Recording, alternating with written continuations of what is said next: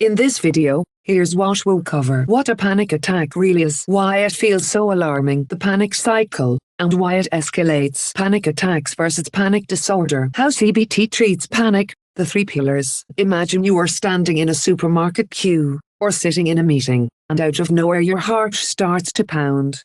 Your breathing turns fast and shallow. Your hands begin to tingle, your chest tightens, and a wave of dread washes over you. In that moment, many people become certain that something is terribly wrong, that they are having a heart attack, or losing control, or even dying. If that sounds familiar, I want to say something clearly at the very start. What you are describing is a panic attack, and a panic attack, as frightening as it feels, is not dangerous. In my practice, people often arrive having already been to emergency departments, had heart tracings and blood tests, been told they are healthy, and gone home still terrified. Let me explain what is really happening, because understanding it is one of the most helpful steps toward feeling better.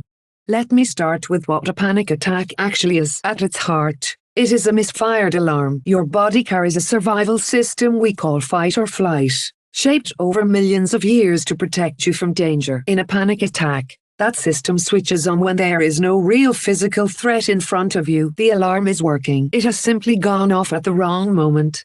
So why does it feel so alarming? When your brain senses a threat, it signals your adrenal glands to release a hormone called adrenaline into your bloodstream. Adrenaline prepares your body to run or to fight, and within seconds it sets off a chain of changes. Your heart beats faster to move blood to your muscles, which is that pounding you feel. Your breathing speeds up and turns shallow, and because that lowers the carbon dioxide in your blood, your hands and face can tingle. Blood is drawn away from your stomach, which can bring on nausea or a knotted feeling. Your pupils widen and your vision can seem strange or unreal. You sweat to cool down, and your muscles tense, especially across your chest and shoulders. Every single one of those sensations is adrenaline doing exactly what it is designed to do. There is nothing wrong with your body. It is simply running a survival program at the wrong time. Now, if panic attacks just came and went, they would be unpleasant but manageable. The reason panic can take hold is something I call the panic cycle. It works like a loop. First, a physical sensation appears, perhaps a slightly faster heartbeat after climbing stairs, or a little dizziness when you stand up quickly. Then, if you have had panic before, you notice that sensation and attach a frightening meaning to it. My heart is doing that thing again. Something is wrong. That frightening thought itself switches on the fight or flight response, which releases more adrenaline and makes the sensations stronger. The stronger sensations then seem to prove the fear was right, and the anxiety climbs quickly into a full panic attack. This is why attacks can feel as though they come out of nowhere. In truth, you have become highly tuned to tiny changes in your body that most people never notice.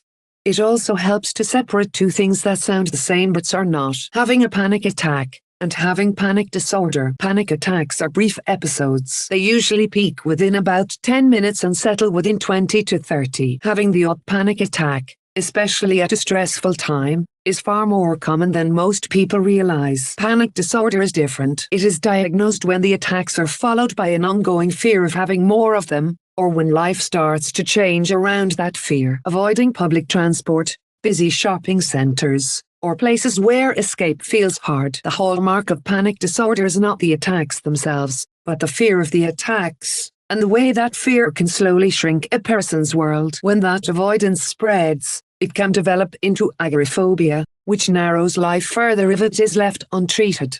Here's the reassuring part. Panic disorder is one of the most treatable conditions in psychology. The therapy I draw the most is CBT, and the evidence for it is among the strongest in the whole field, with the majority of people responding well and holding those gains over time. In my practice, it rests on three pillars. The first is education, simply understanding what we have just talked through, because knowing the alarm is false takes much of its power away. The second is gently examining the frightening thoughts, and building calmer, more accurate ways of reading those body sensations. The third is called interoceptive exposure, where we bring on mild versions of these sensations on purpose, safely and gradually, so your brain learns firsthand that they are not dangerous. I always do this collaboratively, at your pace, and fully explained beforehand. I am never in the business of surprising you or pushing you into distress.